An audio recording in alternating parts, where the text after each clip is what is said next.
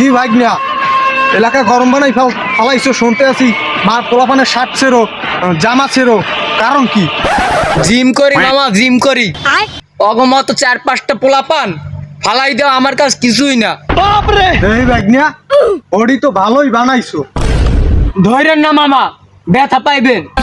আরে কি কও ভাগ্না, কম তো বয়স আমরা পার করে ফেলাইছি। কি জামানা আইলো, তোমাকেও জামানায় আমরা তো এইসব জিম টিম করি নাই, বোঝো নাই? আমরা তো সবসময় জিনিস ফিনিস লই ঘুরছি, ঠেকাই দিলে এককালে উড়িয়া যাবা। মামা এসব আমার দেখাইয়া লাভ নাই, এ সরান।